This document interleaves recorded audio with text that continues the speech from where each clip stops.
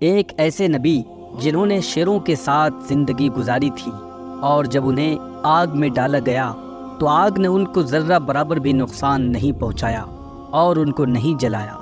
دوستو، یہ واقعہ ہے حضرت دانیال علیہ السلام کی زندگی کا۔ حضرت دانیال علیہ السلام خدا کے بھیجے ہوئے نبی تھے۔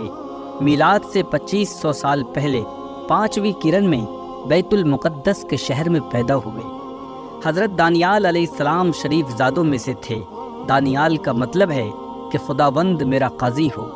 دوستو، جب حضرت دانیال علیہ السلام پیدا ہوئے تب ان کے والد اور والدہ کی خوشی اور ذوق زیادہ مدت تک نہ رہی، کیونکہ اس زمانے میں ملک میں عجیب حالات پیش آئے تھے۔ ایک روایت کے مطابق اس زمانے میں مصر کے بادشاہ نے یہودا کے بادشاہ کے ساتھ جنگ کا اعلان کیا تھا، اور چونکہ حضرت دانیال علیہ السلام اشراف زادوں میں سے تھے اور ان کی جان کو خطرہ تھا، جس کی بنا پر ان کے والدین انہیں جنگل میں لے جا کر چھوڑ دیا کرتے تھے۔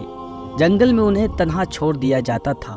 حضرت دانیال علیہ السلام شیروں سے بھرے ہوئے جنگل میں خدا کی امان میں چھوڑ دیے جاتے ہیں، اور وہ چیز جس کا انتظار تھا وہ پیش آ جاتی ہے۔ شیر بہت جلد ہی حضرت دانیال علیہ السلام کی موجودگی کا احساس کرنے لگتے ہیں اور ان کے اطراف میں جمع ہو جاتے ہیں، لیکن عجیب اتفاق پیش آتا ہے کہ وحشی شیر حضرت دانیال علیہ السلام کو کوئی نقصان پہنچائے بغیر صرف انہیں زبان لگاتے ہیں اور ان کی حفاظت کرتے ہیں۔ حضرت دانیال علیہ السلام اس جنگل میں شیروں کے ساتھ کتنا عرصہ رہے اس کی صحیح معلومات کتابوں میں نہیں ملتی، لیکن ایک مدت کے بعد ایک چوپان کو حضرت دانیال علیہ السلام ملتے ہیں، اور وہ چوپان انہیں اپنی اولاد کی طور پر قبول کر لیتا ہے اور ان کی پرورش کرتا ہے۔ جب حضرت دانیال علیہ السلام بڑے ہو جاتے ہیں اور سخت سفر ان کے انتظار میں ہوتا ہے، تب بخت نصر جو کہ بابل کا بادشاہ تھا، اس کو تو آپ لوگ جانتے ہی ہوں گے، یہ دنیا کے بڑے طاقتور حکمرانوں میں سے ایک تھا۔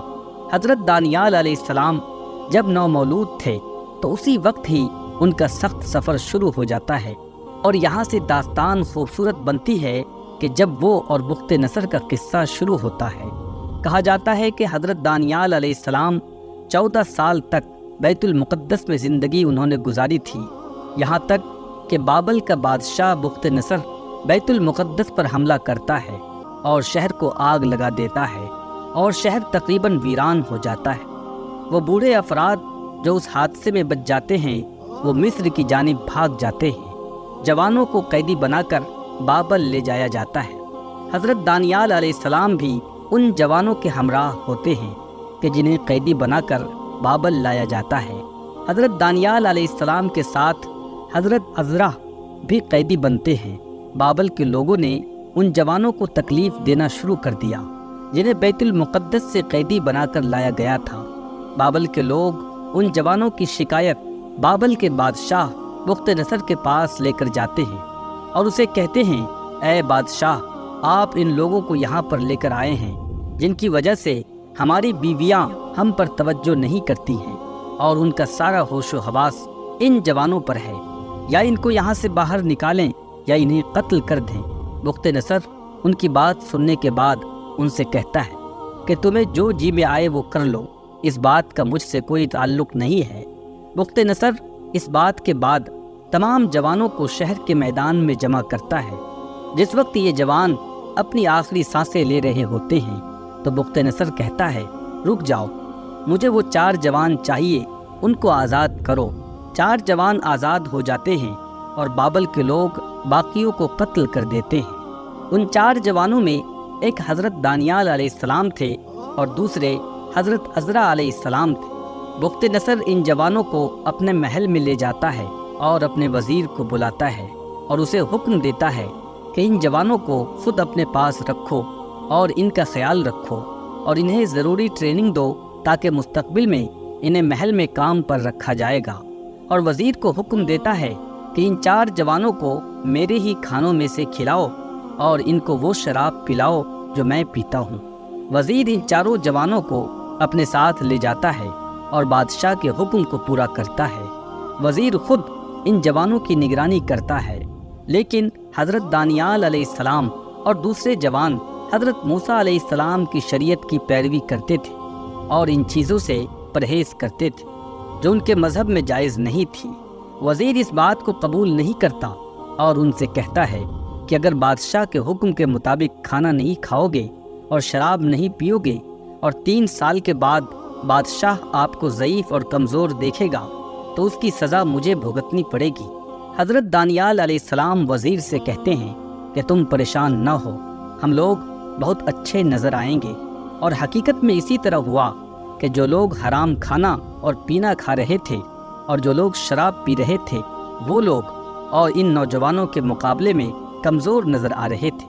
اسی دوران خداوند عالم حضرت دانیال علیہ السلام کو خوابوں کی تعبیر کا علم عطا کرتے ہیں۔ اس کے بعد جب 3 سال گزر جاتے ہیں تب ان جوانوں کو بادشاہ کے دربار میں حاضر کیا جاتا ہے۔ بادشاہ ان جوانوں سے مختلف کام کرواتا ہے۔ یہ جوان بخت نصر کے قیدی کے نام سے ان کی خدمت کرتے ہیں، لیکن یہ بخت نصر کو اچھا نہیں لگتا کہ ان جوانوں کو قیدی کی نگاہ سے دیکھا جائے۔ بخت نصر حضرت دانیال علیہ السلام کو خود کا وزیر بناتا ہے اور اسی دوران خدا حضرت دانیال علیہ السلام کو پیغمبری عطا کرتا ہے۔ بابل کے لوگ حضرت دانیال علیہ السلام کی جاسوسی کرتے ہیں اور حضرت دانیال علیہ السلام کی گفتار اور ان کے کردار کو دیکھ کر ان لوگوں سے برداشت نہ ہوا اور انہوں نے کوشش کی کہ حضرت دانیال علیہ السلام کو زمانے میں بدنام کر دیا جائے اور بخت نصر کو حضرت دانیال علیہ السلام کی نسبت بدظن کر دیا جائے، اور بخت نصر سے جا کر کہتے ہیں اے بادشاہ، تو نے اس شخص کو خود کا وزیر بنایا ہے لیکن یہ پیغمبری کا دعویٰ کرتا ہے۔ اس کے علاوہ وہ شراب جو آپ پیتے ہیں یہ ہرگز نہیں پیتا۔ بخت نصر اس بات کو سننے کے بعد فوراً حکم دیتا ہے کہ شراب کو لایا جائے اور حضرت دانیال علیہ السلام کو دی جائے تاکہ وہ ان کو پئیں، اور وہ چیز کہ جس کا سب کو انتظار تھا، حضرت دانیال علیہ السلام شراب پینے سے صاف انکار کر دیتے ہیں۔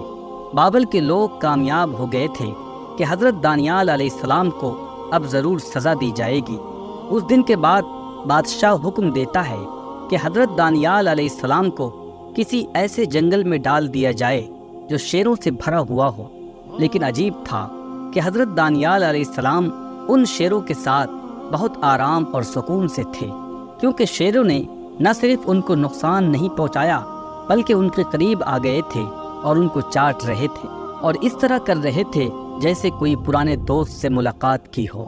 حضرت دانیال علیہ السلام اس بات پر مجبور تھے کہ ایک لمبا عرصہ شیروں کے ساتھ جنگل میں گزاری۔ اس کے بعد ایک انگوٹھی بناتے ہیں جس کے بیچ میں خود کی تصویر اور اس کے دونوں جانب شیروں کی تصویر بناتے ہیں۔ کچھ عرصے کے بعد بابل کا بادشاہ بخت نصر ایک عجیب خواب دیکھتا ہے جس کی وجہ سے وہ پریشان ہو جاتا ہے اور عجیب و غریب کام کو انجام دیتا ہے۔ بخت نصر سب سے چاہتا ہے کہ وہ اسے بتائیں کہ اس کے خواب کی تعبیر کیا ہے، لیکن بخت نصر خود وہ خواب بھول جاتا ہے۔ خواب میں کیا دیکھا تھا اس وجہ سے کوئی بھی اس کے خواب کی تعبیر کو بیان نہیں کر سکتا تھا۔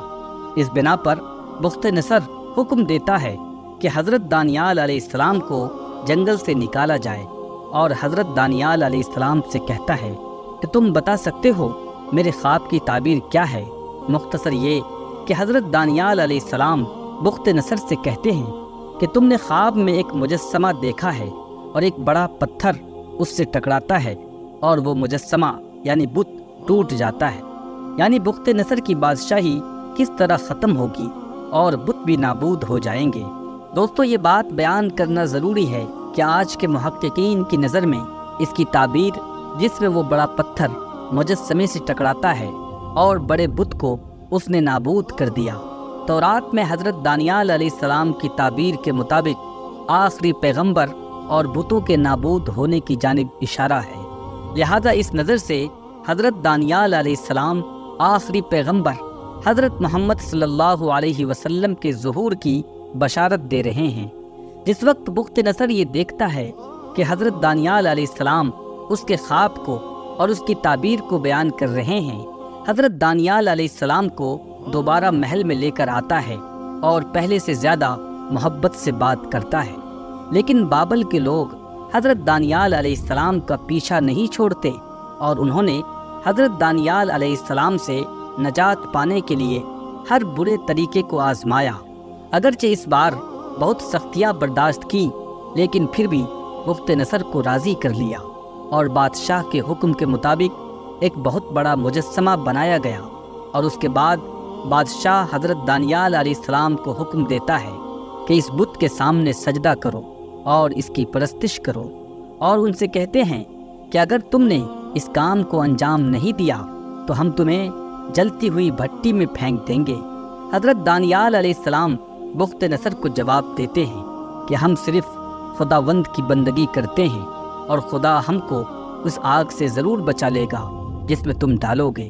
بادشاہ اس بات کو سننے کے بعد بہت غضبناک ہو جاتا ہے اور حکم دیتا ہے کہ آگ کی بہت بڑی بھٹی بنائی جائے۔ انہوں نے حکم کی پیروی کی اور آگ کو اچھی طرح شعلہ ور کیا گیا۔ اس کے بعد حضرت دانیال علیہ السلام اور ان کے دوستوں کی جانب رخ کرتا ہے اور بادشاہ کہتا ہے یہ تم لوگوں نے خود اس کا انتخاب کیا ہے۔ اس کے بعد حضرت دانیال علیہ السلام کو اور ان کے 3 ساتھیوں سمیت اس آگ میں پھینک دیتے ہیں، اور بخت نصر 4 لوگوں کی آگ میں جلنے کا تماشا دیکھنے کے لیے اپنے تخت کا سہارا لیتا ہے، لیکن بخت نصر اس وقت آگ میں ایک عجیب چیز کو دیکھتا ہے۔ جب غور سے دیکھتا ہے کہ آگ میں 4 لوگوں کی بجائے 5 لوگ موجود ہیں، اور 5واں شخص ظاہری شکل و صورت کے لحاظ سے ان 4 سے الگ ہیں۔ کچھ لمحے گزرتے ہیں لیکن نظر نہیں آ رہا ہے کہ حضرت دانیال علیہ السلام اور ان کے ساتھی جل رہے ہیں۔ بادشاہ اپنے سپاہیوں کو حکم دیتا ہے ان لوگوں کو آگ سے باہر نکالو۔ دوستو، حضرت دانیال علیہ السلام اور ان کے 3 ساتھی آگ سے اس طرح باہر آتے ہیں جیسے آگ میں تھے ہی نہیں۔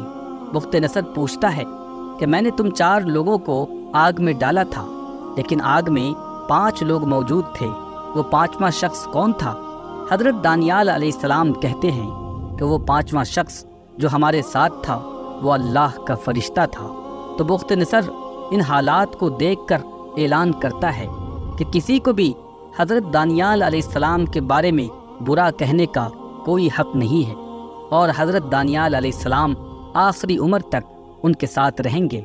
دوستو، اس واقعے کو سالوں گزر جاتے ہیں اور بخت نصر بابل میں اس دنیا سے چلا جاتا ہے، اور جب حضرت دانیال علیہ السلام کی وفات کا زمانہ قریب آیا تو خدائے پاک نے حکم دیا کہ یہ خلافت اپنے بیٹے کو سپرد کر دو اور اس کو اپنا خلیفہ بنا لو۔ چنانچہ انہوں نے خدا کے اس ارشاد کو پورا کیا۔ اس کے بعد حضرت دانیال علیہ السلام کا بھی انتقال ہوا اور وہ وہیں بابل میں ہی دفن ہوئے۔